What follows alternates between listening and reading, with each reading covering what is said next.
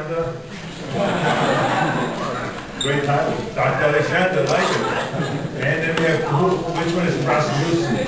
There's a professor. Okay, thank you very much. Amy, first name is Amy Rasmussen. Nice to see you. Thank you very much. Give them both a great hand for their great job.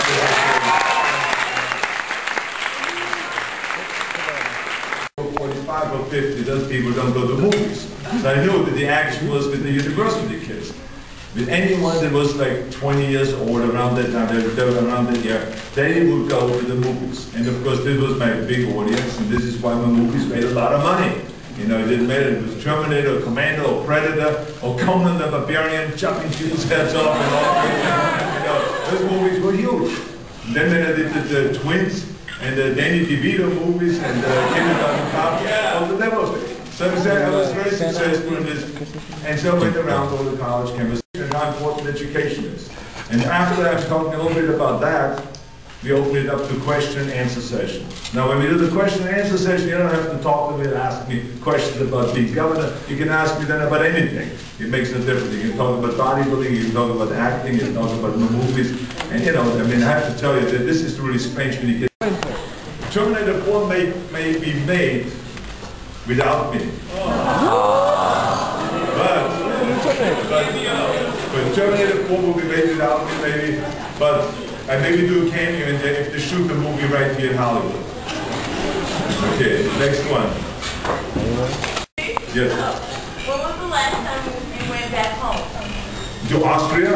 I haven't been back to Austria for 3 years. And the reason is because I didn't have the time.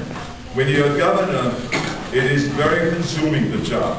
You have to be there all the time. As a matter of fact, just 2 weeks ago, I was supposed to go to Johannesburg to visit my family, my in-laws, and I had to cancel it because we have the National Guard at the airport because of the red alert situation. When you remember the planes, they can all apply equally and no one has to be shooting because they have been disadvantaged all along. So that's, I think the key thing is the opportunities must be available in community colleges, that we have choices for kids if you want to go to career tech education like I did as a kid, or if you want to go to higher education, the community college, this university, private university, all of those should be available. I remember it's only Hercules in New York.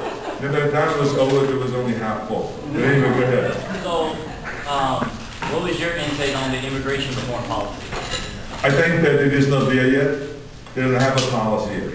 I think that Senate went one direction and the House went another direction. But how do you feel on it? Which direction are you? It has to take space in order to really reform the system. What's your decent way into doing that 30%? That has to be figured out. You know, there's many different opinions on that. You know, should someone be here 5 years and have paid their taxes?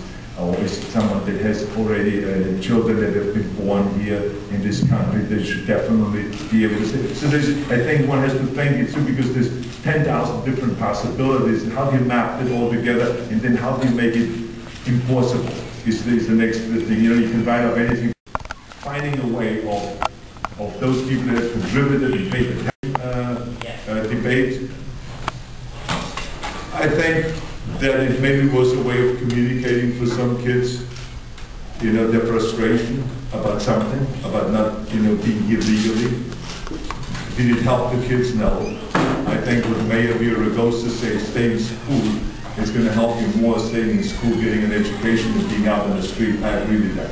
But, you know, nevertheless, I think it doesn't matter what he says or what I say, that's what the kids felt, and that's what they've done, and now they're back in school, and I think it gave them a chance to and he always said to me that the most honorable profession is to be in politics, to be a public servant.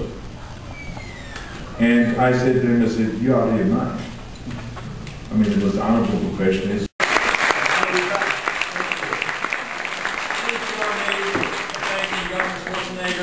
token of our appreciation, we would be remiss if we didn't send him off with the Cal State Long Beach sweatshirt. Yeah.